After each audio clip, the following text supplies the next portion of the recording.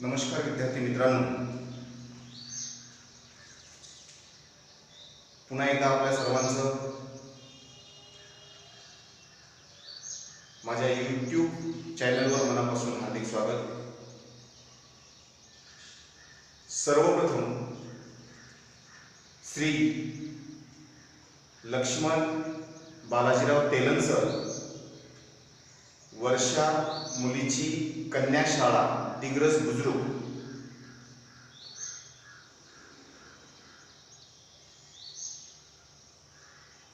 सहशिक्षक यांचं मी मनापासून आभार व्यक्त करतोय, त्यांना मी धन्यवाद देतोय। कारण ऑनलाईन अध्यापन पद्धतीसाठी त्यांच्या शाळेतील हा एक माझ्यासाठी वर्ग उपलब्ध करून दिला, त्याबद्दल तेलन सरांचे मनापासून आभार मी या ठिकाणी मानतोय।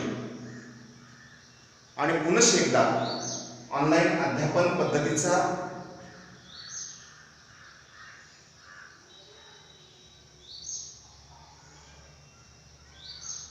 आजचा दिवस हा 5वी तासिका घेऊन आपल्या समोर येतोय। मी प्राध्यापक Yanpure JS, Shri Shivaji junior college Maniknagar Nanded. आपण घटक क्रमांक पहिला पाहत असताना युरोपातील प्रबोधन आणि विज्ञानाचा विकास या अंतर्गत युरोपातील प्रबोधनाचा काळ हा मुद्दा कालच्या तासिकेमध्ये आपण अभ्यासत होतो। हा मुद्दा अभ्यासत असताना मागील सर्वच मुद्द्यांवर अतिशय सविस्तरपणे आपण चर्चा या ठिकाणी केलेली आहे। यामध्ये कसलीच तिळमात्र शंका नाही आहे। विद्यार्थ्यांना तो परिपूर्ण भाग समजलेला असेलच। ऑनलाईन अध्यापन पद्धतीमध्ये विद्यार्थी सुद्धा अतिशय चांगल्या पद्धतीचं सहकार्य या ठिकाणी करत आहेत, प्रतिसाद चांगल्या पद्धतीचा देत आहेत आणि त्यांचं अध्ययन सुद्धा अतिशय उत्कृष्ट पद्धतीने होत आहे, हे परीक्षेच्या माध्यमातून लक्षात येत आहे। म्हणून आज युरोपातील प्रबोधनाचा काळ लक्षात घेत असताना काल यावर आपण साधक बाधक चर्चा केलेली आहे। यावर आपल्याला आज डिटेल्स मध्ये चर्चा करायची आहे। अर्थातच 14वे शतक हा प्रबोधनाचा आरंभाचा काळ म्हणून ओळखला जातो। 14वे शतक प्रबोधनाच्या आरंभाचा काळ म्हणून ओळखला जातो। या ठिकाणी शब्दप्रयोग वेगळ्या पद्धतीने वापरलेला आहे। 14वे शतक हे प्रबोधनाच्या आरंभाचा काळ म्हणून ओळखला जातो। आरंभाचा, व्हॉट इज दिस आरंभ? अर्थातच आरंभ या शब्दाचा अर्थ होतो सुरुवातीचा काळ, प्रारंभीचा काळ, यालाच आरंभ असं म्हटलं जातं। म्हणजे 14व्या शतकापासूनच युरोपमध्ये खऱ्या अर्थाने प्रबोधन मोठ्या प्रमाणात होऊ घातलेलं होतं आणि म्हणूनच या काळाला प्रबोधनाचा काळ म्हणून ओळखलं जातं, हे आपण या ठिकाणी स्पष्टपणे जाणून घेणं गरजेचं आहे। मग ज्या पद्धतीने 14वे शतक हे आरंभीचा काळ म्हणून ओळखला जातो, त्याच अनुषंगाने 15वे आणि 16वे शतक पहा, 14व्या शतकापासून सुरुवात झाली आणि 15वे आणि 16वे शतक हा जो काही कालखंड आहे, अर्थातच 200 वर्षाचा कालखंड आहे। कालच मी तुम्हाला सांगितलेलं होतं, दशक आणि शतक याच्यामध्ये फरक आहे। दशक हे 10 वर्षाच्या कालावधीला दशक म्हटलं जातं आणि शतक 100 वर्षाच्या कालावधीला म्हटलं जातं। मग या ठिकाणी आपण प्रबोधनाचा काळ लक्षात घेत असताना खऱ्या अर्थाने प्रारंभ कधी झाला? 14व्या शतकापासून, आणि 15वा आणि 16वा शतक हे जे महत्वाचं जे काही पिरियड आहे किंवा कालखंड आहे, या 15व्या आणि 16व्या शतकामध्ये या प्रबोधनाचा विचार करत असताना प्रबोधनाचा उत्कर्षाचा काळ म्हणून याला ओळखलं जातं। आता उत्कर्ष या शब्दाचा अर्थ पर्यायी जर घेतला, अर्थ वेगवेगळ्या प्रकारचे आपल्याला घेता येतात। आता पर्यायी जर अर्थ या ठिकाणी घेतला, उत्कर्ष म्हणजे भरभराटी सुद्धा होऊ शकते. उत्कर्ष याचा अर्थ विकास सुद्धा या ठिकाणी आपल्याला घेता येतो. म्हणजे उत्कर्षाचा काळ म्हणून या प्रबोधनाला 15व्या आणि 16व्या शतकामध्ये जाणलं जातं, समजलं जातं. कारण का हा जो काही 200 वर्षाचा कालावधी आहे, मी अगोदर सांगितलं एक शतक म्हणजे 100 वर्ष, 2 शतक म्हटल्यानंतर 200 वर्ष. हा जो काही 200 वर्षाचा काळ आहे, तर हा 200 वर्षाचा काळ प्रबोधनाच्या माध्यमातून उत्कर्षाचा काळ म्हणून जसा ओळखला जातो, त्याच अनुषंगाने या 200 वर्षाच्या कालखंडात एकूण किती वर्षाच्या कालखंडामध्ये, एकूण 200 वर्षाच्या कालखंडामध्ये युरोपमध्ये बुद्धिवाद आणि वैज्ञानिक विचारसरणी या 200 वर्षाच्या कालखंडामध्ये कोणकोणत्या गोष्टी पुढे आल्यात पहा. नंबर 1 बुद्धिवाद आणि नंबर 2 वैज्ञानिक विचारसरणी.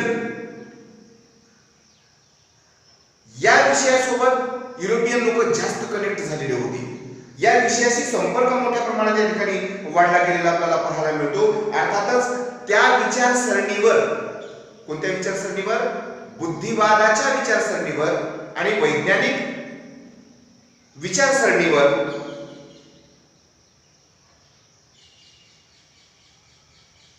किंवा त्या विचाराच्या आधारावर या युगमध्ये संस्कृतीचा पाया मोठ्या प्रमाणात घातलेला आपल्याला या ठिकाणी पाहायला मिळतो. जसं आपण पहिल्या दशकेमध्ये पाहिलेलं होतं, आधुनिक युगाचा पाया कधी घालण्यात आलेला होता.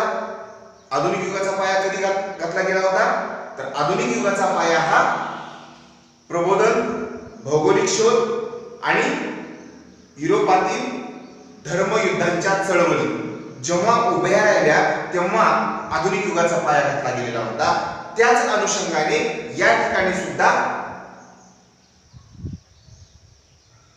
आपणास असे सांगता येईल की एकंदरीत या ठिकाणी जे काही संस्कृतीचा पाया आहे, तर त्या संस्कृतीचा पाया केवळ या 2 विचारसरणीवर आधारित होता आणि संस्कृतीचा पाया तिथूनच रचला गेलेला आपल्याला पाहायला मिळतो. ते 2 विचारसरणी कोणत्या, तर त्यामध्ये बुद्धिवाद एक आणि वैज्ञानिक विचारसरणी एक. आता बुद्धिवाद आणि वैज्ञानिक विचारसरणी हे संस्कृतीच्या पायासाठी अतिशय महत्त्वाचे 2 मुद्दे, आणि या 2 मुद्द्यांमुळे संस्कृतीचा पाया त्या काळामध्ये घातला गेलेला आपल्याला या ठिकाणी पाहायला मिळतो. कारण का, तर याच कालखंडात 14व्या, 15व्या आणि 16व्या, प्रारंभ झाला 14व्या शतकात, उत्कर्ष झाला 15व्या आणि 16व्या शतकात.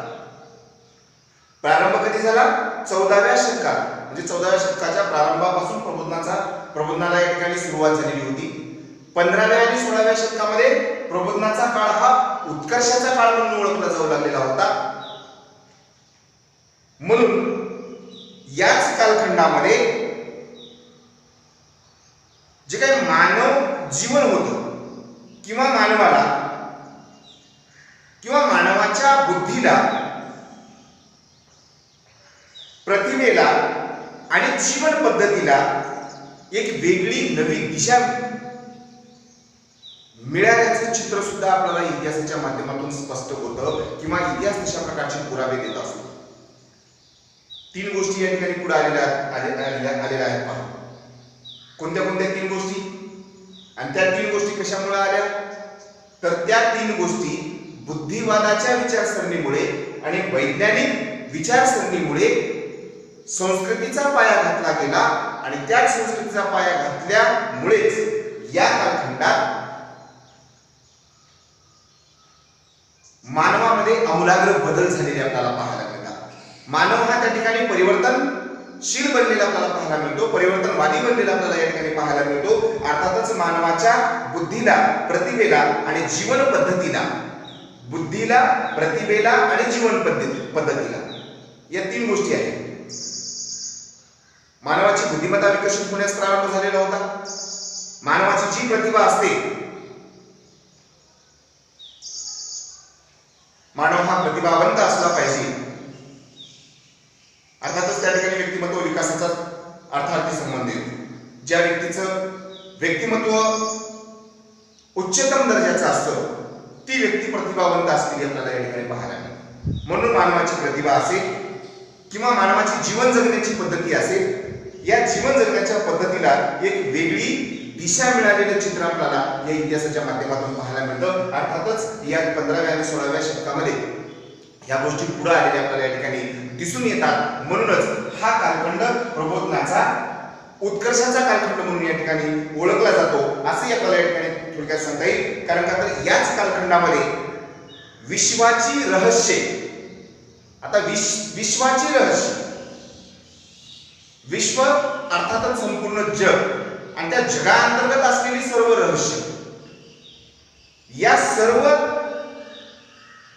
रहस्यांचा उलगडा वैज्ञानिक पद्धतीने कशी समजून घेता येतील किंवा विज्ञानाचा आधार घेऊन कशी उलगडता येतील या सर्व गोष्टीचा अभ्यास करण्याचं काम किंवा या सर्व गोष्टीचा शोध लावण्याचं काम तत्कालीन परिस्थितीमध्ये अर्थातच या 15व्या आणि 16व्या शतकाच्या कालखंडामध्ये युरोपमध्ये केलं गेलेलं आपल्याला या ठिकाणी पाहायला मिळतं. कारण का तर विज्ञान वाद हा अतिशय महत्वाचा आणि त्यासोबत बुद्धिवाद सुद्धा तेवढाच महत्वाचा. बुद्धिवाद आणि विज्ञानवाद या दोन्हीची सामील घातल्याच्या नंतर आपोआप नवनवीन शोध या ठिकाणी लागलेले आपल्याला पाहायला मिळतात आणि त्या अनुषंगाने मानव प्रयत्नशील झालेला आपल्याला या ठिकाणी दिसून येत असतो. म्हणूनच ते रहस्य उलगडण्यासाठी विश्वाची रहस्य, विश्व म्हटल्याच्यानंतर संपूर्ण जग आलं, ऑल वर्ल्ड, या सर्व जगाची रहस्य किंवा या जगाअंतर्गत कोणकोणत्या गोष्टी आहेत त्या सर्वच गोष्टीच्या संदर्भात रहस्यमय पद्धतीने उलगडा करण्यासाठी विज्ञानाचा आधार या ठिकाणी घेतलेला आपल्याला आढळून येतो. म्हणूनच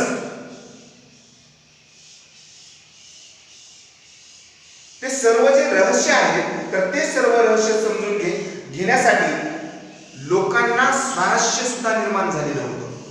या विश्वाअंतर्गत कोणकोणत्या गोष्टी आहेत, नवनवीन रहस्य कशा पद्धतीचे आहेत आणि ते रहस्य कशा पद्धतीने उलगडता येतात, विज्ञानाचा आधार कशा पद्धतीने आपल्याला घेता येतो, या सर्व गोष्टी जाणून घेण्याचा प्रयत्न मानव करू लागला. अर्थातच त्यांच्यामध्ये स्वारस्य निर्माण झालं. व्हॉट इज दिस स्वारस्य? मी अगोदर सांगितलं असे काही आपल्या इतिहासामध्ये नवनवीन शब्द आलेले आहेत. आपण पाठीमागे 2 शब्द पाहिले, 2 पाहिले, 3 पाहिले. त्यामध्ये सुरुवातीला पापक्षालन हा शब्दप्रयोग पाहिला, त्यानंतर दर्यावर्दी हा शब्दप्रयोग पाहिला, त्यानंतर टाकसाळ या शब्दाचा अर्थ काय होतो हे जाणून घेतलं. तसं या ठिकाणी आता मानवाच्या संदर्भात जाणून घेत असताना मानवामध्ये स्वारस्य निर्माण झालं. आता स्वारस्य निर्माण होणे, आता या शब्दाचा अर्थ तुमच्यापैकी बऱ्याच विद्यार्थ्यांना येतो, यामध्ये कसलीही शंका नाही. परंतु काही विद्यार्थ्यांना प्रश्न पडेल की स्वारस्य म्हणजे काय,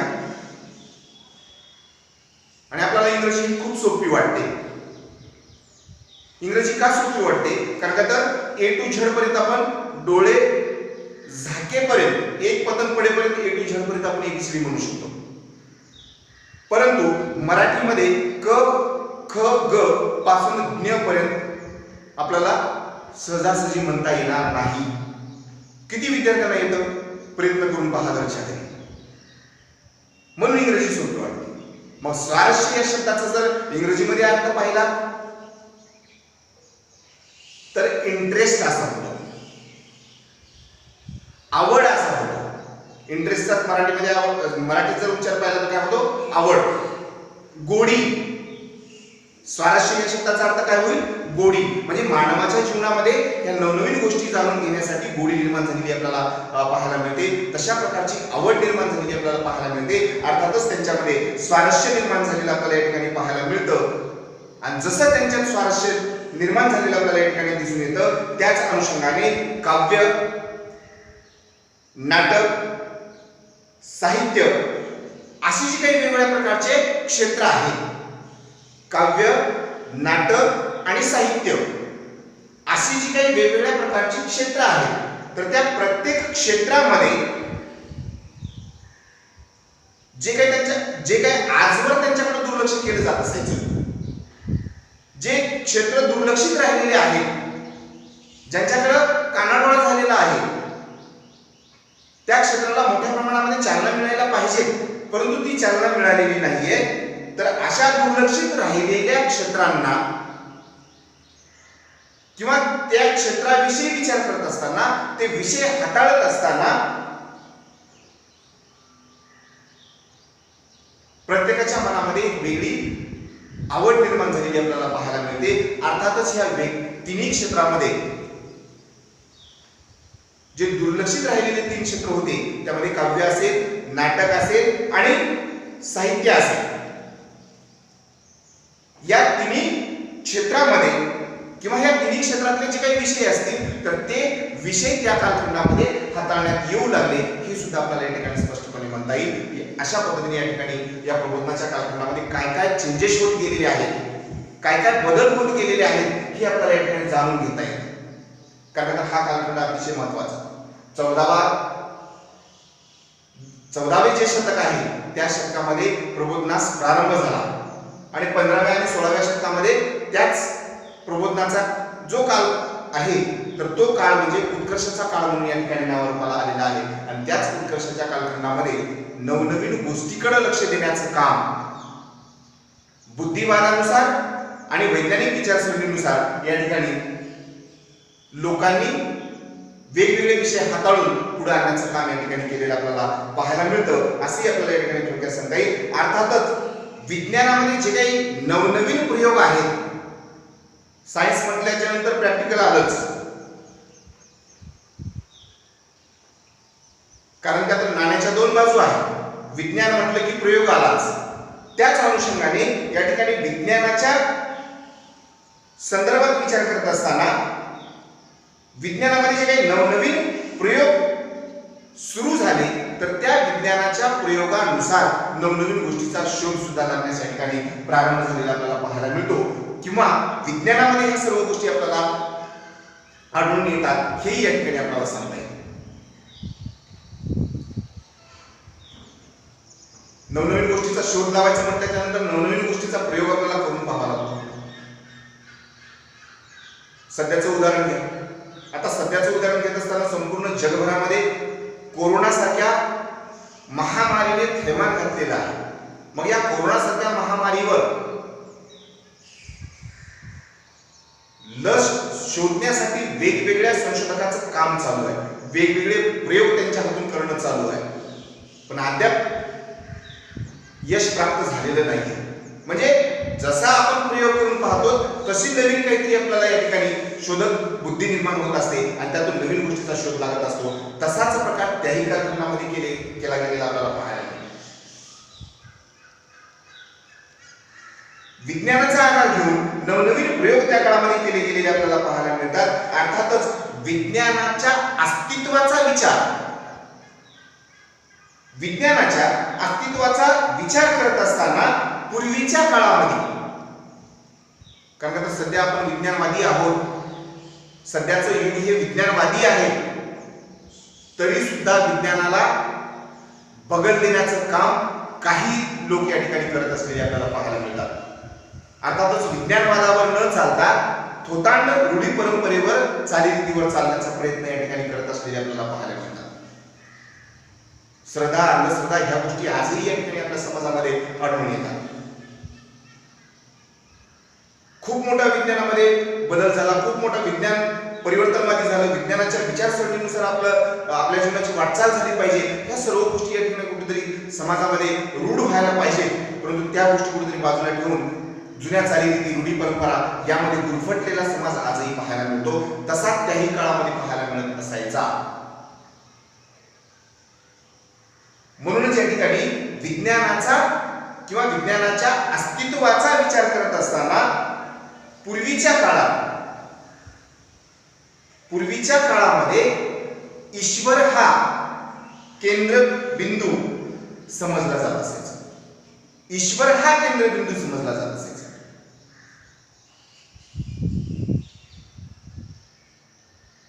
विज्ञान या ठिकाणी सांगतो, मी दगडाला देव मानणार नाही. आजही आपल्या समाजामध्ये दगडाची पूजा करणारे लोक आपल्याला पाहायला मिळतात. मग या ठिकाणी विज्ञानाचं अस्तित्व काय हा प्रश्न पडतो. विज्ञान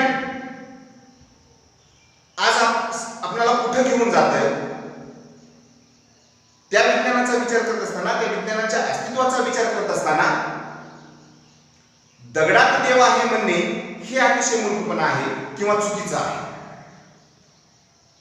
म्हणून या ठिकाणी अशा प्रकारची वाक्यरचना आलेली आहे की विज्ञानाच्या अस्तित्वाचा विचार करत असताना पूर्वीच्या काळामध्ये ईश्वर हा केंद्रबिंदू समजला जात असायचा.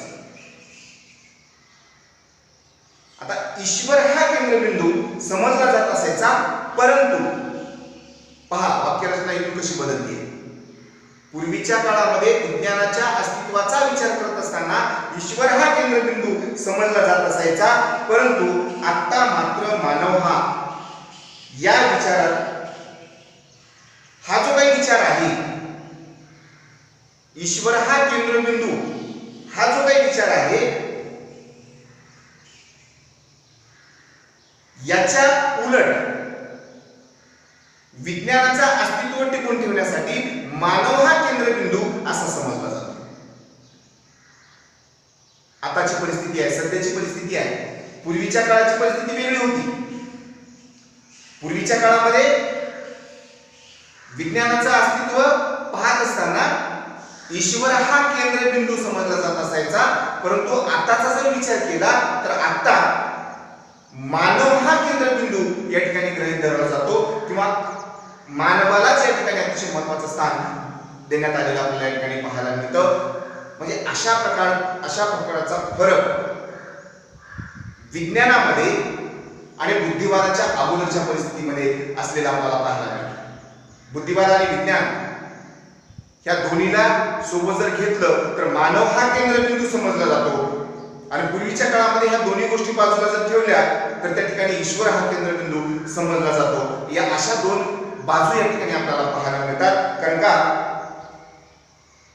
बुद्धिवादाच्या विचारसरणीनुसार आणि विज्ञानवादाच्या विचारसरणीनुसार मानवाला ज्या पद्धतीने या ठिकाणी केंद्रबिंदू समजण्यात आलेला आहे, त्याच कारणावरून, कोणत्या कारणावरून, बुद्धिवादाच्या विचारसरणीनुसार आणि विज्ञानवादाच्या विचारसरणीनुसार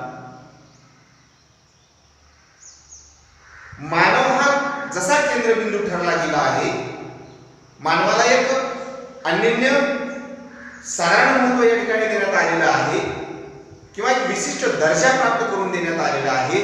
त्याच अनुषंगाने त्याच मानवाला केंद्रबिंदू समजल्या कारणास्तव तेव्हापासून या ठिकाणी मानवतावाद पुढे आलेला आपल्याला पाहायला मिळतो. अर्थातच याच सर्व प्रक्रियेला मानवतावाद असं सुद्धा म्हटलं जातं. जसं आपण पाठीमागच्या वेगवेगळ्या प्रकारच्या व्याख्या पाहिल्या, त्याच अनुषंगाने या ठिकाणी मानवतावादाची व्याख्या सुद्धा आपल्याला स्पष्टपणे सांगता येईल, जाणून घेता येईल, स्पष्टपणे आपल्याला त्याचा उलगडा करून घेता येईल. मानवतावाद म्हणजे काय, असं जर एका मार्कासाठी जर प्रश्न पडला तर आपल्याला या ठिकाणी मानवतावादाची व्याख्या सांगता येणं जास्त गरजेचं आहे. आता मानवतावाद म्हणजे काय याची व्याख्या आपण या ठिकाणी थोडक्यात डिटेल्स मध्ये जाणून घेऊया. तर एकंदरीत मानवतावादाची व्याख्या जाणून घेत असताना विश्वाच्या अस्तित्वाचा, संपूर्ण जगाच्या अस्तित्वाचा, संपूर्ण जग म्हटलं की तिथं विज्ञान सुद्धा येतं. याच्या अगोदर मी विज्ञान हा शब्दप्रयोग वापरलेला आहे, कारण का तर जागतिक लेवलचा जर विचार करत असताना या जागतिक लेवलला वेगवेगळ्या पद्धतीचे प्रयोग विज्ञानाचा आधार घेऊन या ठिकाणी केले जातात, आणि विज्ञानाचा आधार घेतल्याशिवाय या विश्वाचं अस्तित्व आपल्याला समजत नाही. म्हणून मी विज्ञान सुद्धा हा शब्दप्रयोग वापरलेला आहे. म्हणूनच या ठिकाणी मी थोडक्यात मानवतावादाची व्याख्या सांगतोय. विश्वाच्या अस्तित्वाचा विचार करताना विश्व म्हटलं की विज्ञान आलं, विज्ञान म्हटलं की प्रयोग आला. म्हणून याच्यापूर्वी मी विज्ञान सुद्धा हा शब्दप्रयोग वापरलेला आहे. ही गोष्ट विद्यार्थ्यांनी लक्षात घेतली पाहिजे. जी काही शंका मनात निर्माण होते त्या शंकेचं निरसन सुद्धा आपलं झालं पाहिजे. कारण याच्या वर आपण पाहिलेलं होतं, याच्या अगोदर पाहिलेलं होतं. विश्वाचं रहस्य जाणून घ्यायचं असेल तर वैज्ञानिक प्रयोग झाले पाहिजेत असं आपण पाहिलेलं होतं. विज्ञानाचा आधार घेतला पाहिजे असं सुद्धा आपण या ठिकाणी पाहिलेलं होतं. म्हणून या ठिकाणी विज्ञान हा शब्दप्रयोग वापरलेला आहे. म्हणून आता मानवतावादाची व्याख्या पाहत असताना सर्व विद्यार्थ्यांनी लक्षात घ्यायचंय, लक्ष द्यायचंय. ऑनलाईन पद्धतीने अध्ययन करत असताना या प्रत्येक गोष्टीकडे लक्ष केंद्रित करायचंय. मग आपण मानवतावादाची व्याख्या पाहतोय आणि हा मानवतावाद कुठून उदय झाला तर युरोपातील प्रबोधनाचा कालखंड लक्षात घेताना जो बुद्धिवाद आणि वैज्ञानिक विचारसरणी पुढे आली, त्यातून पूर्वीच्या काळामध्ये ईश्वराला केंद्रबिंदू समजलं जात असायचं. मात्र आताचा जर काळ लक्षात घेतला तर आता मानवाला केंद्रबिंदू समजलं जातं आणि याच मानवाला केंद्रबिंदू समजण्याच्या कारणावरून या ठिकाणी मानवतावाद उदयास आलेला आपल्याला पाहायला मिळतो. अर्थातच त्या ठिकाणाहून मानवतावादाची व्याख्या या ठिकाणी आपल्याला जाणून घ्यायची. आता मानवतावादाची व्याख्या या ठिकाणी जाणून घेत असताना आपणास असे म्हणता येईल की विश्वाच्या अस्तित्वाचा विचार करताना विश्वाच्या अस्तित्वाचा हे जग जर आपल्याला टिकून ठेवायचं असेल, जगाची व्याप्ती जर वाढवायची असेल, जागतिक लेवलचा अभ्यास आपल्याला करायचा असेल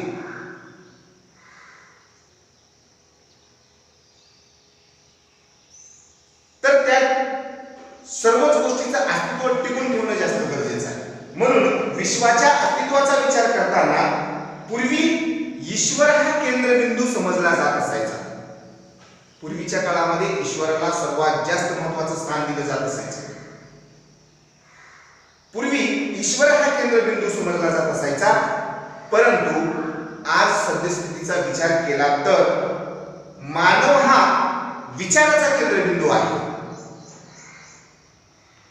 मानवाला स्वातंत्र्य आहे विचार करण्याचं. म्हणूनच या ठिकाणी मानव हा विचाराचा केंद्रबिंदू आहे किंवा विचाराचा केंद्रबिंदू बनला आहे. यावरूनच याच प्रक्रियेला मानवतावाद असे म्हटले जाते किंवा मानवतावाद म्हणून ओळखलं जातं. ईश्वराला या ठिकाणी थोडीशी बगल देण्यात आलेली आहे. जे पूर्वीच्या काळामध्ये ईश्वराला महत्त्वाचं स्थान दिलं जात असायचं तर ते महत्त्वाचं स्थान आज वैज्ञानिक दृष्टिकोनातून दिलं जात नाही. श्रद्धेने ईश्वराची पूजा आजही केली जाते. यामध्ये कसल्याच प्रकारची दुमत नाही किंवा आपल्याला कुठल्याही ईश्वरावर टीका टिप्पणी करायची नाही. परंतु वैज्ञानिक दृष्टीने जर विचार केला तर या ठिकाणी मानव आणि मानवाचा विचार हीच गोष्ट या ठिकाणी वैज्ञानिक दृष्टिकोनातून केंद्रबिंदू मानली जाते आणि त्याच प्रकारे या ठिकाणी मानवतावाद असे म्हणतात. असं या ठिकाणी आपल्याला थोडक्यात सांगता येईल. एकंदरीत थोडक्यात या सर्व गोष्टीचा विचार करत असताना मानवतावाद सुद्धा तेव्हापासून या कालखंडापासून सुरुवात झालेला आपल्याला पाहायला मिळतो असं या ठिकाणी थोडक्यात सांगता येईल. कारण का तर याच कालखंडामध्ये युरोपियन प्रबोधनाच्या कालखंडात 14व्या 15व्या 16व्या या शतकामध्ये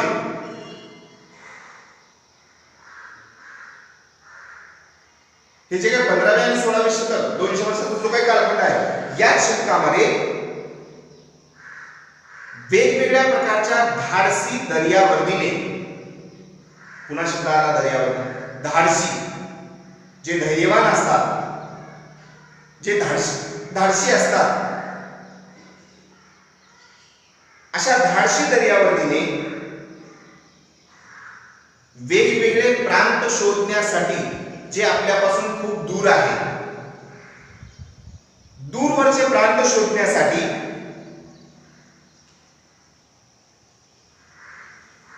किंवा शोधण्याचा त्यांनी प्रयत्न केला आणि शोधण्यासाठी जे काही युरोपियन वेगवेगळ्या प्रकारचे राज्य होऊन गेलेले आहेत, राज्यकर्ते होऊन गेलेले आहेत, त्या राज्यकर्त्याकडून एक वेगळं प्रोत्साहन मिळवण्याचं काम सुद्धा त्या काळामध्ये केलेलं होतं. आता दर्यावर्दी या शब्दाचा अर्थ अगोदर जाणून घेतलेला आहे आपण. जेवढे काही दर्यावर्दी होते, जे धाडसी होते, जे धैर्यवान होते, जे पराक्रमी होते, कसल्याच गोष्टीला ते घाबरत नसायचे, जे हिंमतवान होते, अशा धाडसी दर्यावर्दीने दूरवरच्या प्रांताचा शोध लावण्यासाठी जो काही प्रयत्न केलेला होता आणि तोच प्रयत्न यशस्वी करण्यासाठी त्यांनी युरोपियन राज्यकर्त्यांकडून प्रोत्साहन मिळवण्याचं काम सुद्धा या ठिकाणी केलेलं आपल्याला पाहायला मिळतं. अर्थातच त्यांना तसं प्रोत्साहन सुद्धा मिळालेलं होतं, कारण आता त्यांनी दूरवरचे प्रांत शोधण्यासाठी मोहीम राबवलेली होती. म्हणून त्या दर्यावर्दींना सुद्धा तेवढंच महत्वाचं स्थान आहे. आता दर्यावर्दी, पाठीमागच्या कशीमध्ये आपण दर्यावर्दी या शब्दाचा अर्थ जाणून घेतलेला आहे. दर्यावर्दी म्हणजे काय?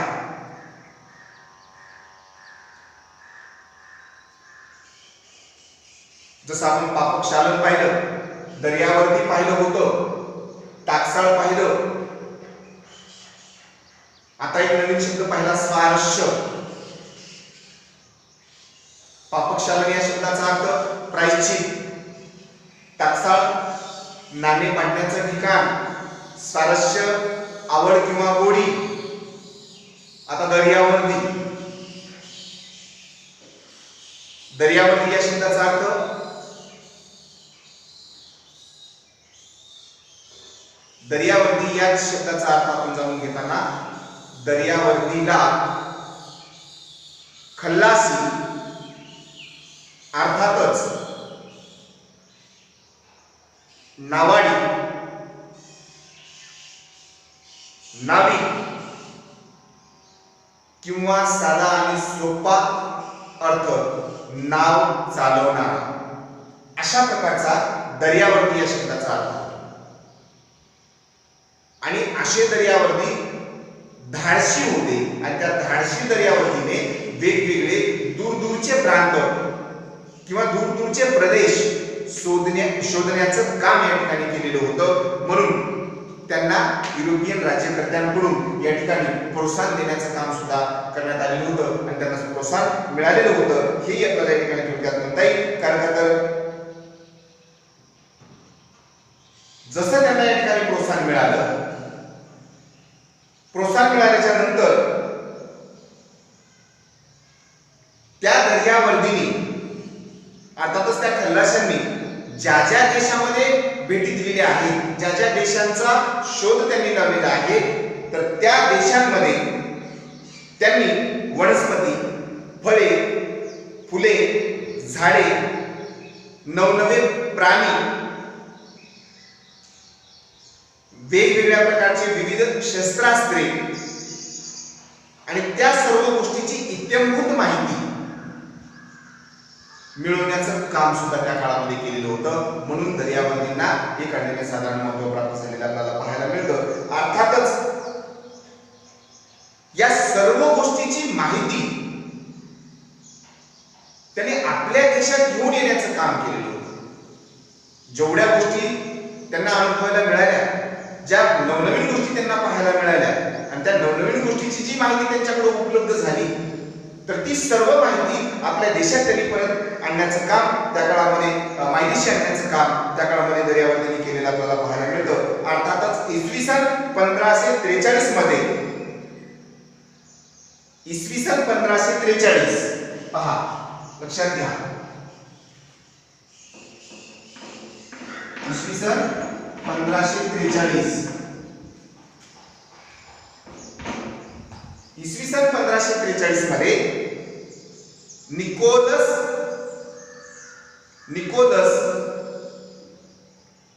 कार्पोनिकस शास्त्रज्ञाचं नाव लक्षात घ्या. एक मिनिट,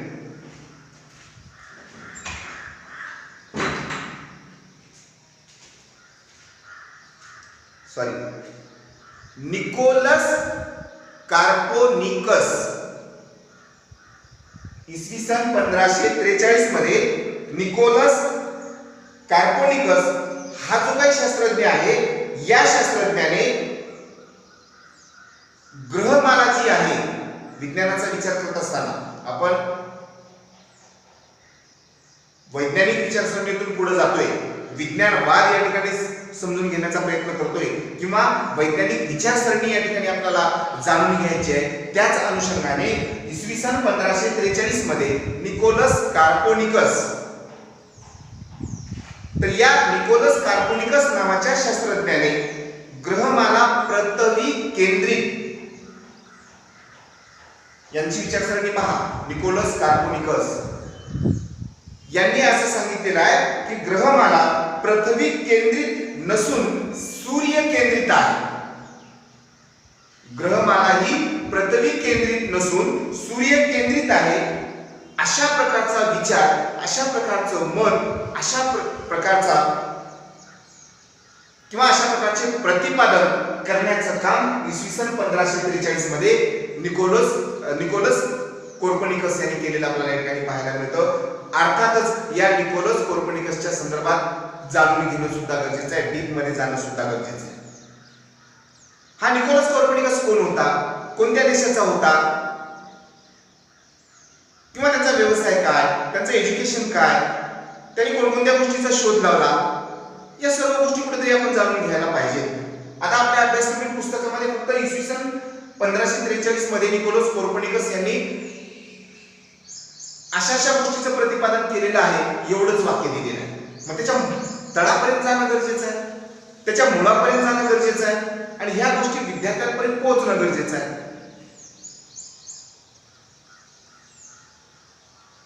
म्हणून या ठिकाणी आता निकोलस कोपर्निकस यांच्या संदर्भात जाणून घेत असताना अर्थातच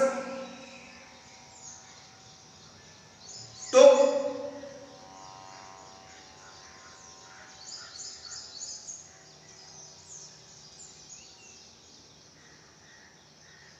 या निकोलस कोपर्निकसच्या देशाचा विचार करत असताना तो या ठिकाणी एक ज्योतिष शास्त्रज्ञ होता, हे सुद्धा आपल्याला या ठिकाणी स्पष्ट करता येतं. अर्थातच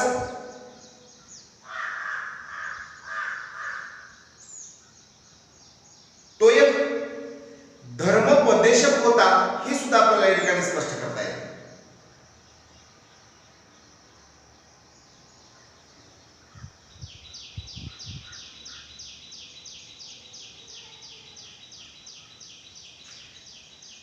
त्यांनी अशा प्रकारची विचारधारा मांडण्याचं काम केलेलं आहे.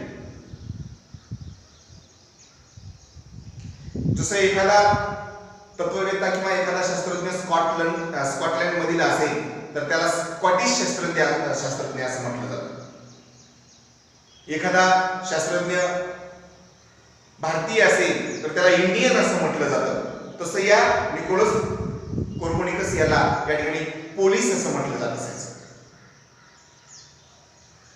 काय म्हटलं जात असायचं?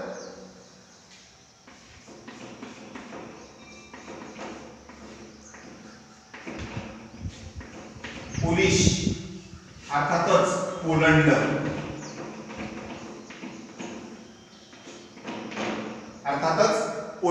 म्हणजे तो पोलंड या देशाचा होता. त्यांनी सूर्यग्रह पृथ्वीभोवती न फिरता, जसं त्यांनी या ठिकाणी मत मांडलेलं आहे, ग्रहमाला पृथ्वी केंद्रित नसून सूर्य केंद्रित आहे, असं जे काही प्रतिपादन त्यांनी केलेलं आहे, त्याच विचाराने या ठिकाणी सूर्यग्रह पृथ्वीभोवता न फिरता स्थिर अशा सूर्याभोवती तो फिरत असतो, असंही मत मांडण्याचं काम या शास्त्रज्ञांनी केलेलं आपल्याला पाहायला मिळतो. अशा प्रकारची कल्पना त्यांनी या ठिकाणी मांडलेली आपल्याला दिसून येते. त्यांना तशा प्रकारची कल्पक शक्ती निर्माण झालेली आपल्याला पाहायला मिळते आणि तसे विचार मांडण्याचं काम या ठिकाणी केलेलं आपल्याला दिसून येत असतं. अर्थातच जे काही वेगवेगळे शास्त्रज्ञ या ठिकाणी होऊन गेलेले आहेत, त्या वेगवेगळ्या शास्त्रज्ञांनी वेगवेगळ्या प्रकारचे नवनवीन शोध लावण्याचं सुद्धा काम केलेलं आहे. मग त्यामध्ये गतिविषयक नियम असेल जो केप्लरने या ठिकाणी लावून दिलेला आहे, त्यानंतर दुर्बिणचा शोध असेल जो गॅलिलिओ यांनी या ठिकाणी लावलेला आहे, किंवा गुरुत्वाकर्षणाचा शोध असेल जो न्यूटनने या ठिकाणी लावलेला आहे. या सर्वच वेगवेगळ्या शोधांच्या नियमांना चालना देण्याचं काम सुद्धा या ठिकाणी केले गेलेलं आपल्याला पाहायला मिळतं. म्हणून ह्या सर्व गोष्टी आपल्याला माहिती असणं जास्त गरजेचं आहे, त्याच्या मुळापर्यंत जाणं जास्त गरजेचं आहे. मग जसं 1543 ला निकोलस कोपर्निकस यांनी ही विचारसरणी सर्वांच्या समोर मांडली, त्याच अनुषंगाने इसवी सन 1609 मध्ये पहा, या ठिकाणी थोडंसं आता इसवी सन लक्षात घ्या.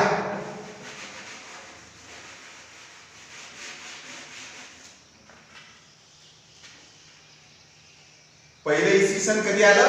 1543.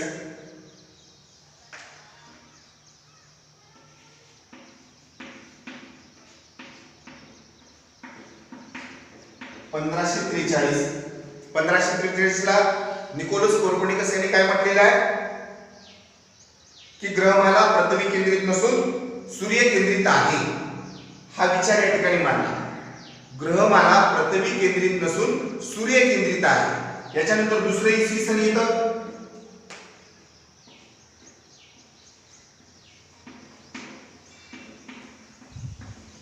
1609. या ठिकाणी दुसरं इसवी सन येतं 1609 मध्ये गॅलिलिओ नावाचा जो शास्त्रज्ञ आहे, कोणता शास्त्रज्ञ? गॅलिलिओ.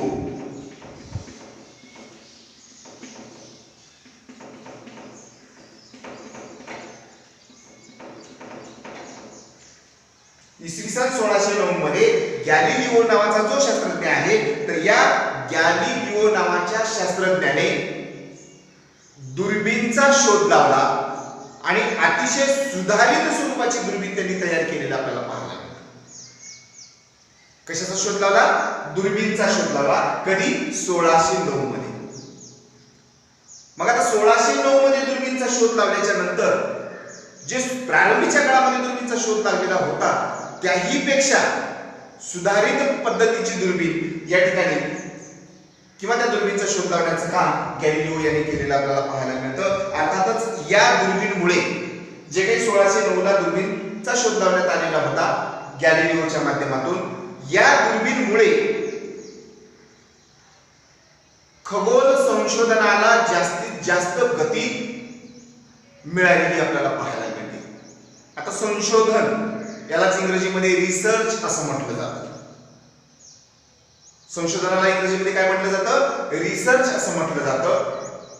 रिसर्च म्हणजे संशोधन आणि संशोधन म्हणजे थोडक्यात जर त्याची व्याख्या आपल्याला पाहायची असेल तर नवनवीन गोष्टीचा शोध लावणे. संशोधनाची व्याख्या काय सांगता येईल? नवनवीन गोष्टीचा शोध लावणे. मग या दुर्बीणच्या माध्यमातून खगोल संशोधन करण्यास गती मिळालेली होती, एक चालना मिळालेली होती. अर्थातच कोपर्निकस नावाचा जो शास्त्रज्ञ आहे आणि केपलर नावाचा जो शास्त्रज्ञ आहे, आपण याच्या अगोदर पाहिलेला आहे, निकोलस कोपर्निकस आणि केपलर यांच्या माध्यमातून ज्या ज्या गोष्टीचं संशोधन झालं, ज्या नवनवीन गोष्टी या ठिकाणी विज्ञानाच्या माध्यमातून पुढे आल्या, ह्या वेगवेगळ्या शास्त्रज्ञांनी तसे प्रयत्न केले, त्यांच्या संशोधनाला सुद्धा गॅलिलिओने किंवा गॅलिलिओच्या माध्यमातून वैज्ञानिक आधार घेऊन वैज्ञानिक पद्धतीने पुष्टी देण्याचं काम या ठिकाणी केलेलं आपल्याला पाहायला मिळतं. किंवा पुष्टी देणे यालाच आधार देणे असं सुद्धा या ठिकाणी म्हटलं तर वावगं ठरणार नाही. पुष्टी देण्याचं काम केलेलं आहे. जे केपलरने संशोधन केलेलं आहे, जे कोपर्निकसने संशोधन केलेलं आहे, यांच्या संशोधनाला पुष्टी देण्याचं काम गॅलिलिओने केलेलं आहे. आता कोपर्निकसचं संशोधन काय आपण हे आता जाणून घेतलं. केपलरचं संशोधन काय याच्यावर सुद्धा एका वाक्यामध्ये आपण भाष्य केलेलं आहे. यांनी कशाचा शोध लावला हे सुद्धा आपण या ठिकाणी जाणून घेतलेलं आहे. अर्थातच कोपर्निकस काय म्हणतात? ग्रहमाला ही पृथ्वी केंद्रित नसून सूर्य केंद्रित आहे, असं कोपर्निकसचं मत. यांच्याशी साधर्म्य असलेली कल्पना जर आपण पुढे आणली कोपर्निकसच्या संदर्भात, तर ती कल्पना कशा पद्धतीची आहे की सूर्यग्रह पृथ्वी भोवती फिरत नसून किंवा न फिरता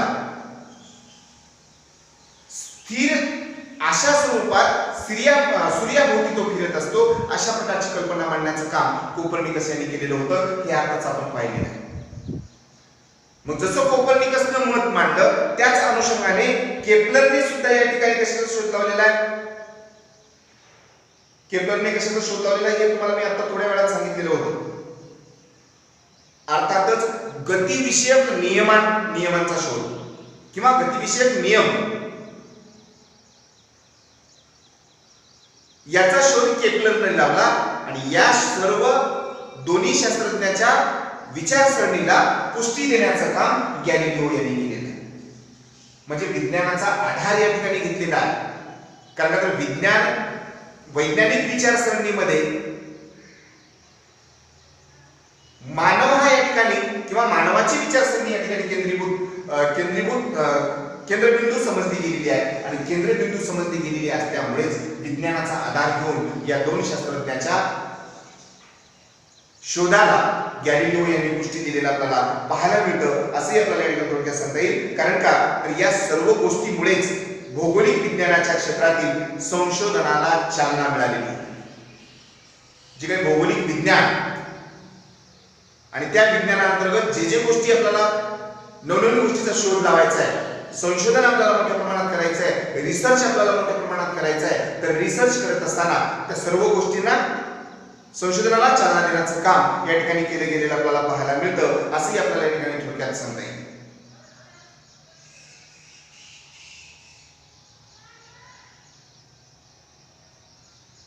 कारण का तर विज्ञानवाद हा सर्वात महत्वाचा आहे आणि विज्ञानवादाला बुद्धिवादाचा साक्ष मिळणं जास्त गरजेचं आहे. या दोघांची सांगड या ठिकाणी जास्त घालणं गरजेचं आहे. तेव्हाच आपल्याला नवनवीन गोष्टीचा या ठिकाणी शोध लावता येतो. म्हणून विज्ञानवादाचा आधार घेऊन गॅलिलिओ यांनी केपलर आणि कोपर्निकस या दोन्ही शास्त्रज्ञांच्या विचाराला किंवा त्यांच्या संशोधनाला पुष्टी देण्याचं काम केलेलं आपल्याला या ठिकाणी पाहायला मिळतं असंही आपल्याला या ठिकाणी थोडक्यात म्हणता येईल. कारण का तर एकंदरीत ह्या सर्व गोष्टीचा विचार करत असताना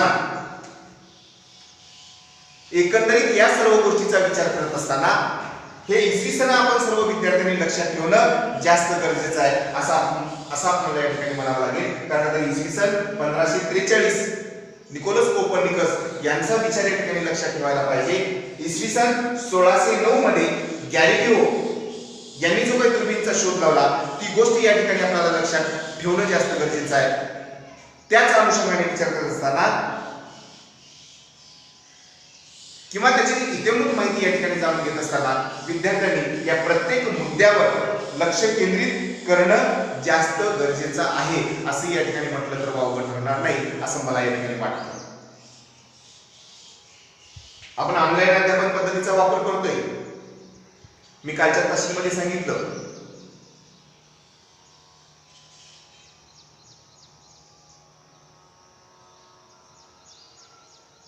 बऱ्याच विद्यार्थ्यांनी ऑनलाईन अध्ययनाची सुरुवात केलेली आहे.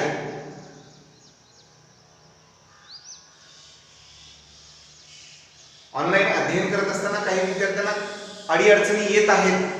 त्या अडीअडचणी सोडवण्याचा प्रयत्न आम्ही या ठिकाणी करतो. विद्यार्थ्यांचा रिस्पॉन्स सुद्धा या ठिकाणी खूप चांगल्या पद्धतीचा मिळतोय. काही विद्यार्थी अभ्यासाला लागले नसतील तर त्या त्यांना माझं पुनश्च एकदा आव्हान आहे की त्या सर्व विद्यार्थ्यांनी अभ्यासाला लागायला पाहिजे, जेणेकरून आपलं शैक्षणिक नुकसान होणार नाही याची काळजी स्वतः विद्यार्थ्यांनी घ्यायची आहे. सिलेबस पूर्ण करण्याचं काम आम्ही या ठिकाणी 100% करत आहोत. त्याचा फायदा ऑनलाईन पद्धतीने विद्यार्थ्यांनी घेतला पाहिजे. कारण सध्याची परिस्थिती वर्गात बसण्यासारखी आणि शिकवण्यासारखी नाही आहे. शासनाचे तशा प्रकारचे आदेश आहेत. म्हणून विद्यार्थ्यांनी स्वतःचं शैक्षणिक नुकसान टाळण्यासाठी ऑनलाईन अध्ययनाचा वापर करावा. जे काही ऑनलाईन अध्यापन केलं गेलेलं आहे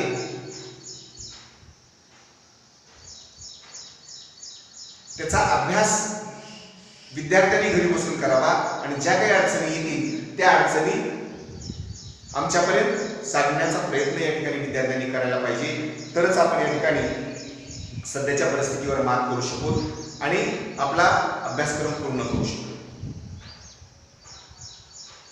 ज्या पद्धतीने केपलर असेल, कोपर्निकस असेल, गॅलिलिओ असेल असे काही वेगवेगळ्या प्रकारचे शास्त्रज्ञ आहेत, या शास्त्रज्ञासोबतच याच कालखंडामध्ये वेगवेगळ्या प्रकारचे शोध लागलेले सुद्धा आपल्याला पाहायला मिळतात. नवनवीन गोष्टीचा शोध लागलेला आपल्याला पाहायला मिळतो. अर्थातच बंदुकीची दारू असेल, बंदुकीची दारू असेल आणि छपाई असेल, अर्थातच मुद्रण कला असेल. बंदुकीची दारू आणि छपाई या गोष्टीचा सुद्धा शोध त्या काळामध्ये लागलेला आपल्याला पाहायला मिळतं. अर्थातच थोडक्यात जर सांगायचं असेल, ही जे काही वेगवेगळ्या प्रकारचे शोध लागलेले आहेत, मग दुर्बीणचा शोध असेल, बंदुकीच्या दारूचा शोध असेल किंवा छपाई यंत्रांचा शोध असेल, असे जे काही वेगवेगळ्या प्रकारचे शोध लागलेले आहेत, तर त्या प्रत्येक शोधामुळे युद्ध तंत्र आणि ज्ञानाचा प्रसार पहा. हे जे नवनवीन शोध लागलेले आहेत त्यामध्ये दुर्बीण असेल, गतिविषयक नियमाचा शोध असेल किंवा छपाई यंत्राचा शोध असेल, बंदुकीच्या दारूचा शोध असेल, असे जे काही वेगवेगळ्या प्रकारचे शोध लागलेले आहेत, तर त्या सर्वच शोधांमुळे युद्ध तंत्र आणि ज्ञानाचा प्रसार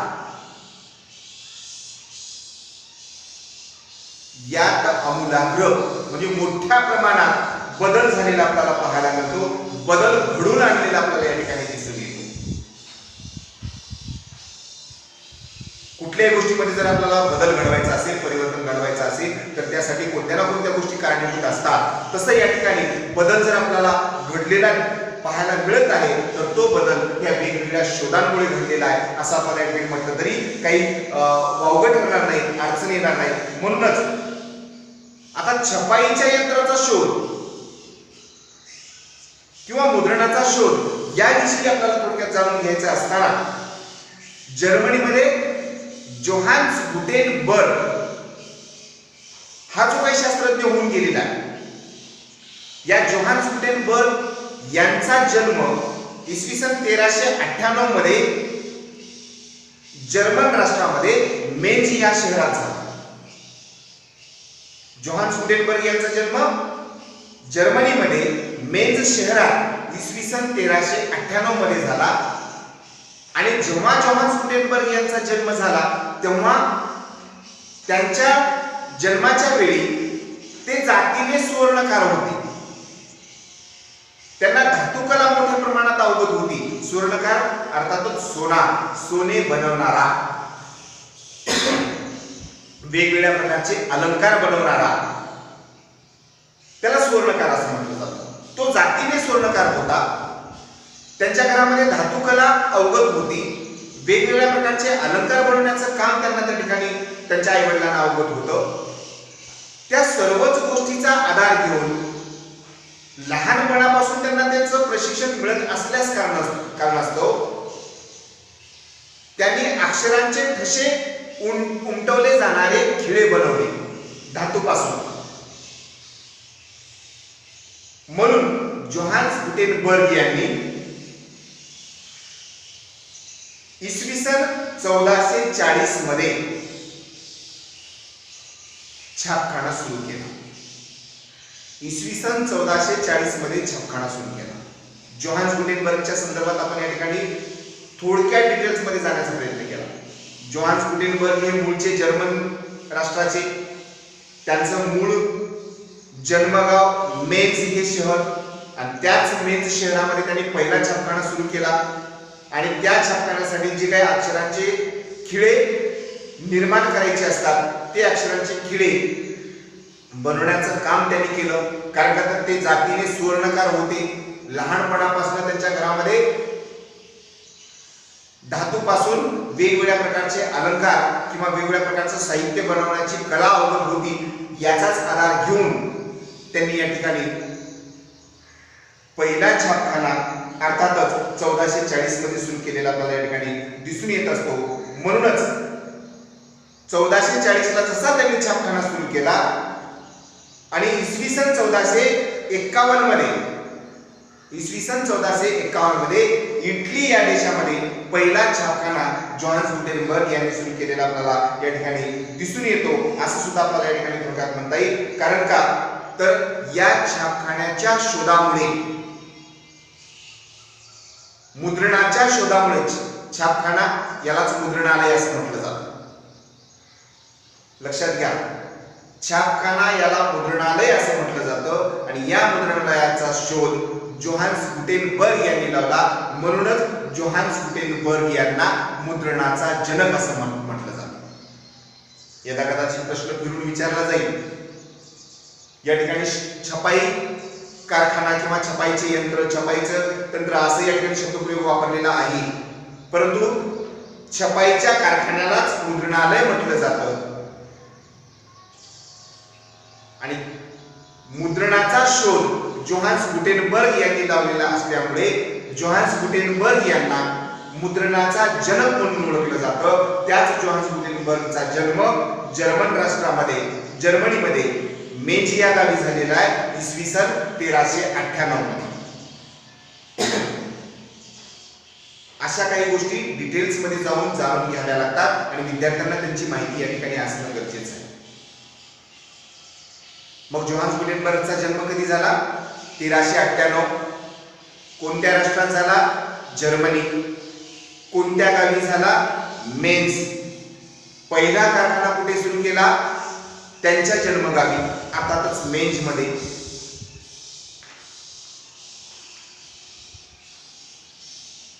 मुद्रणाचा शोध कोणी लावला? जोहान्स गुटेनबर्ग यांनी. म्हणजे अशा ज्या काही गोष्टी आहेत त्या डिटेल्स मध्ये जाऊन विद्यार्थ्यांपर्यंत पोहोचणं जास्त गरजेचं आहे. म्हणून या ठिकाणी आपण स्पष्टीकरणात्मक ऑनलाईन अध्यापन पद्धतीचा वापर आपण केलेला आहे.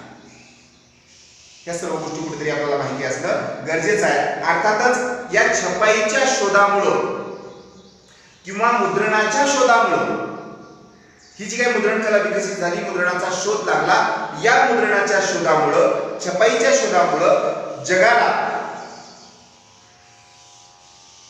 प्रबोधन काळामध्ये एक सर्वोच्च मिळालेली देणगी या ठिकाणी समजली जाऊ लागली. सर्वसामान्य लोकांपर्यंत या ठिकाणी सर्वच गोष्टी समजण्यास मदत होऊ लागली. म्हणून जगाला एक सर्वोच्च देणगी या ठिकाणी प्राप्त झाली की काय, अशा प्रकारचं चित्र या मुद्रणाच्या शोधामुळे किंवा छपाईच्या शोधामुळे निर्माण झालेलं आपल्याला पाहायला मिळतं. अर्थातच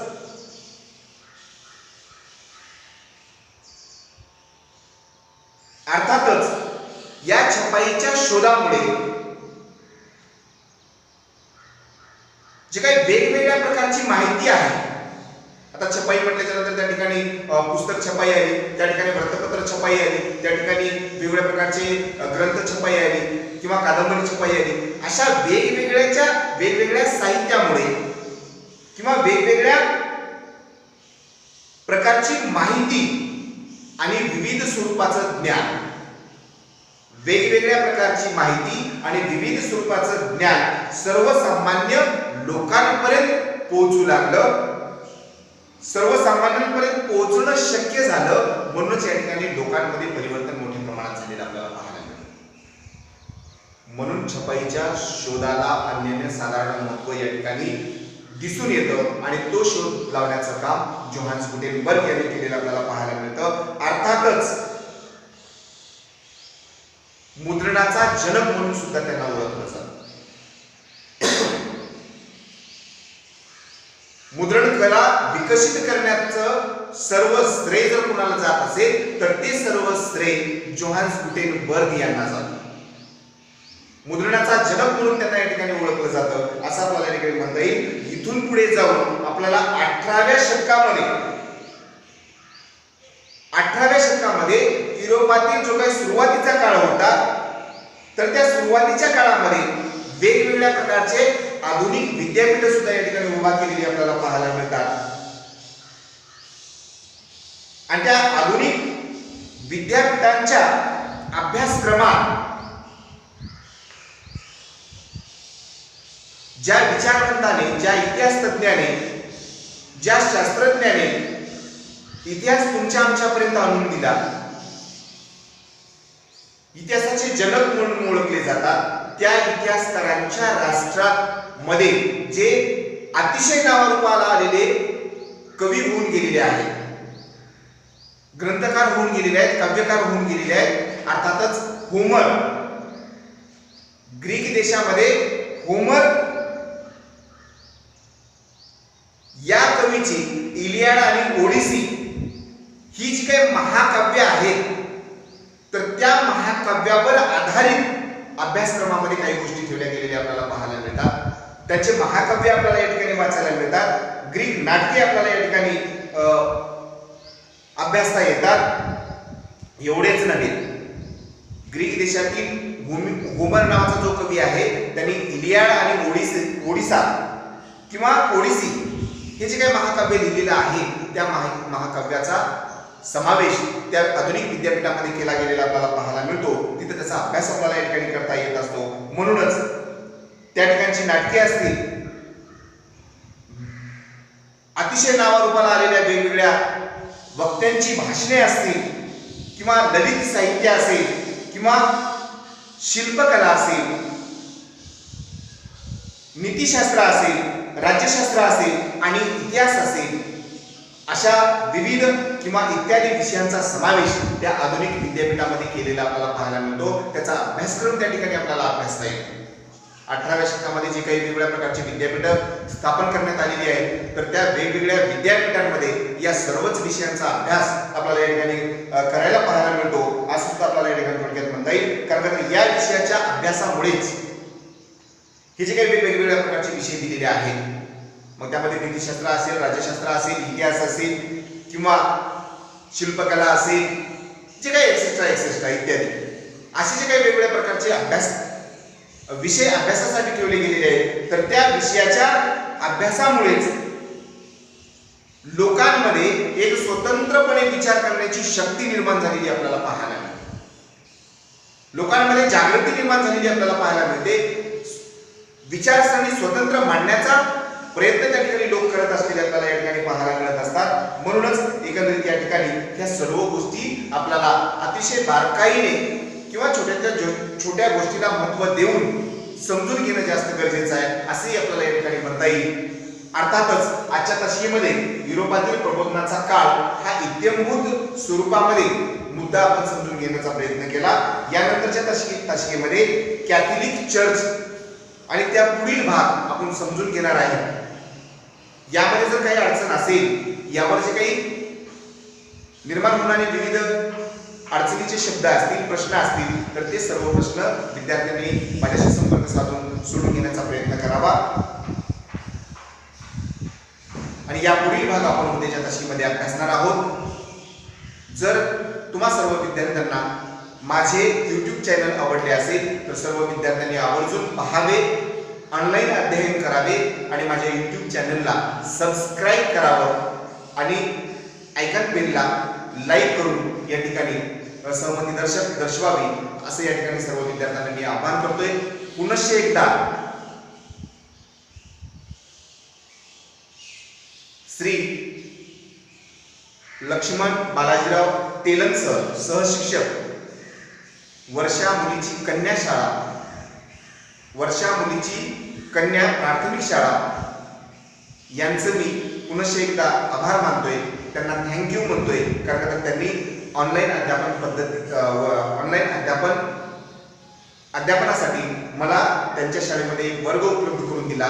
त्याबद्दल त्यांचं मनापासून धन्यवाद. त्यांना मनापासून मानाची कोटी कोटी जय. नमस्कार.